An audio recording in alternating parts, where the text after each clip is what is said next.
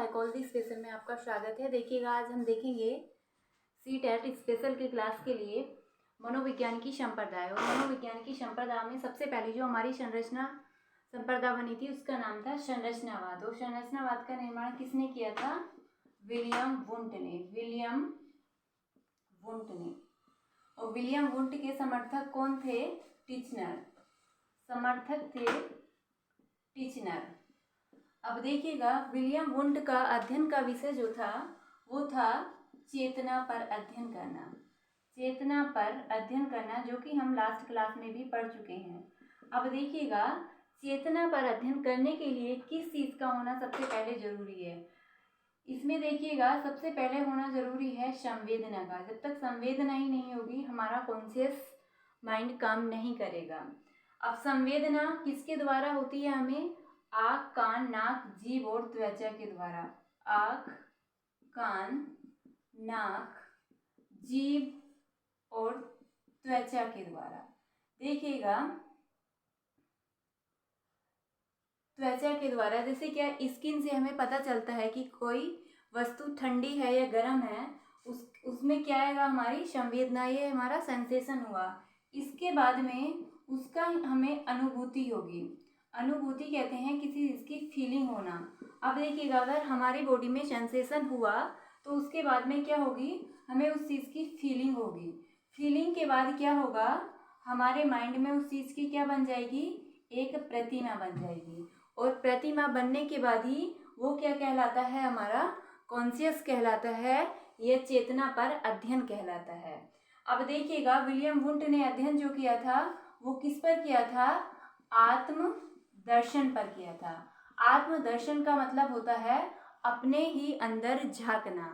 अब इसी में देखिएगा, इनके साथ में ये टीचर जो थे, इन्होंने थोड़ा सा चेंज करके आत्मदर्शन की जगह क्या वर्ड लेके आए थे? आत्मनिरीक्षण करना। लेकिन दोनों का अर्थ एक ही है।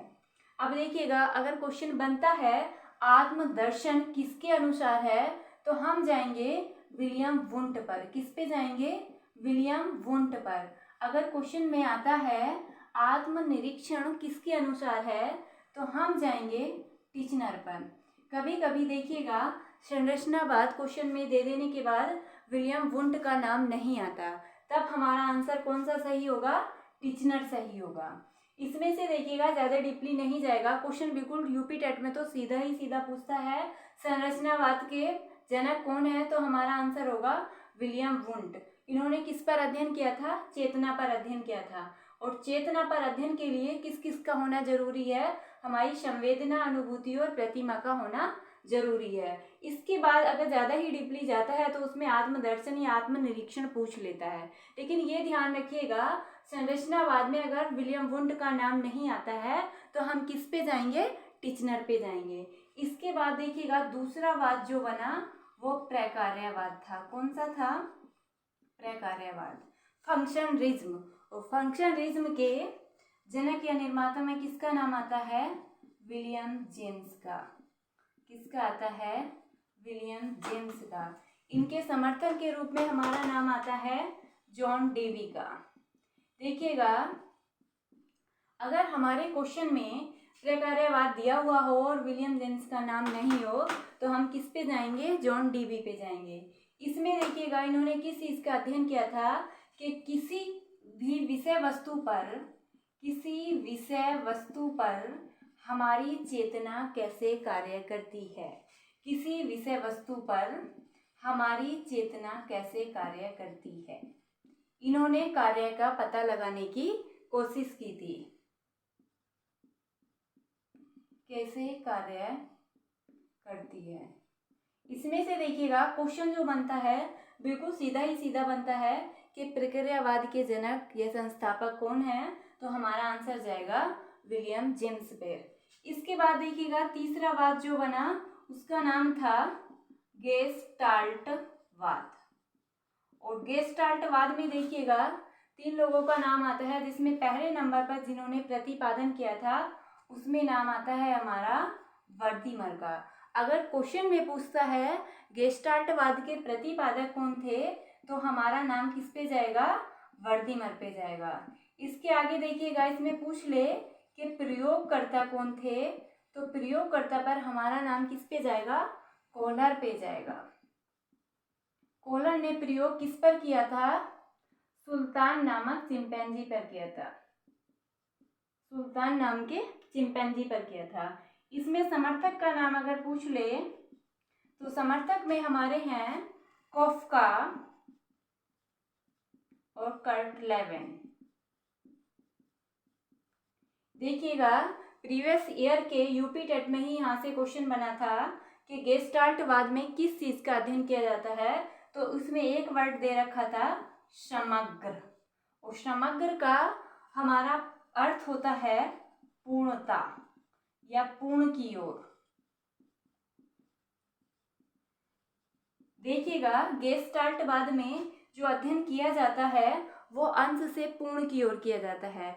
इसमें मानसिक क्रियाओं का अध्ययन पर जो बल दिया जाता है वो पूर्णता पर दिया जाता है। इसमें किसी भी चीज का जो अध्ययन किया जाता है वो पूर्ण रूप से किया जाता है। जैसे देखिएगा हम किसी व्यक्ति के फेस को देखते हैं तो क्या हमें उसका फेस ही दिखता है, ऐसा नहीं होता, हम उसके पूरे बॉडी स्ट्रक्चर को देखते हैं।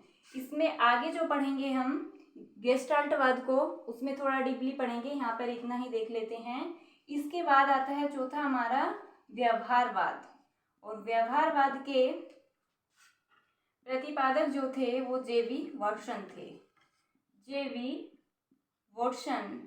और जेवी वॉटसन ने जो प्रयोग किया था वो 3.5 साल का बच्चा था अल्बर्ट नाम का। और व्यवहारवाद क्या होता है, हमारे सर से लेकर पैर तक हम जितनी भी एक्टिविटी करते हैं वो सारा हमारा किसके अंतर्गत आता है, व्यवहारवाद के अंतर्गत आता है। इसके बाद आता है हमारा देखिएगा मनोविश्लेषणवाद। मनोविश्लेषण वाद के प्रतिपादक कौन है, सिगमंड फ्रायड, सिगमंड फ्रायड। और सिगमंड फ्रायड ने जो अध्ययन किया था वो मन पर किया था, और इन्होंने देखिएगा मन को कितने भागों में बांटा था, 3 भागों में बांटा था, जिसमें क्या पहला है चेतन, दूसरा है अर्ध चेतन और तीसरा है हमारा अचेतन। इसमें से देखिएगा क्वेश्चन जो बनता है, ये तो क्वेश्चन बार बार रिपीट होने वाला है आपका। देखिएगा सी टेट हो, सुपर टेट हो या यूपी टेट हो, उसमें बार बार रिपीट होने वाला क्वेश्चन है कि मनोविश्लेषणवाद का प्रतिपादक कौन है या जनक कौन है या किसके द्वारा है, तो इसमें किसका नाम आएगा, सिगमंड फ्रायड का आएगा। और इन्होंने मन पर अध्ययन किया था और मन को 3 भागों में बांटकर अध्ययन किया था, जिसमें कि हमारे 3 भाग कौन कौन से थे, कॉन्शियस माइंड, प्रीकॉन्शियस माइंड और अनकॉन्शियस माइंड। इसके आगे देखिएगा, इसका आप लेना चाहें तो स्क्रीनशॉट ले सकते हैं, मुझे ऊपर का मिटाना होगा। इसके बाद देखिएगा 6 वाला है हमारा मानवतावादी। मानवतावादी अब्राहम मैस्लो हैं। इसके जनक कौन है, अब्राहम मैस्लो। और अब्राहम मैस्लो का मेन विषय क्या था, आवश्यकता का सिद्धांत, आवश्यकता का सिद्धांत। इनकी देखिएगा इन्होंने 5 आवश्यकताओं के बारे में बताया था, जिसे कि हम मानवतावादी वाला चैप्टर आगे भी पढ़ेंगे, इसलिए यहाँ ज़्यादा डीपली नहीं जाएंगे। और इन्होंने सबसे अधिक जो बल दिया था वो आत्म सिद्धि पर दिया था।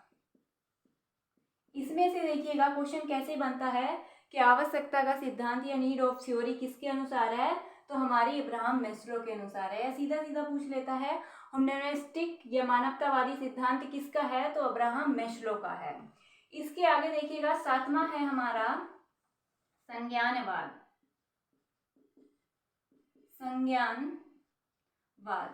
संज्ञानवाद तो देखिएगा सबको पता ही होगा, इसमें किसका नाम आता है, जीन पियाजे का। और जीन पियाजे को संज्ञानवाद का जनक माना जाता है, क्योंकि कॉग्निटिव लेवल पर सबसे ज्यादा जो अध्ययन किया था वो जीन पियाजे ने किया था।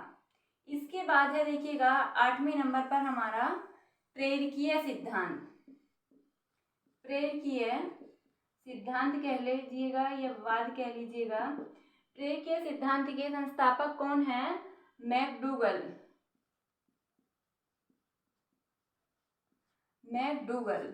और इन्होंने कहा था कि किसी भी कार्य को करने के पीछे कोई प्रेरकीय या सिद्धांत कार्य करता है, वो कार्य तभी हमारा पूर्ण हो पाता है। जब तक हम किसी कार्य को करने के लिए प्रेरित नहीं होते तब तक कोई भी कार्य हमारा नहीं हो पाता है। इससे देखिएगा बिल्कुल सीधा सीधा क्वेश्चन बनता है कि प्रेरकीय सिद्धांत किसके अनुसार है, तो हमारा आंसर किस पे जाएगा, मैकडूगल पे जाएगा।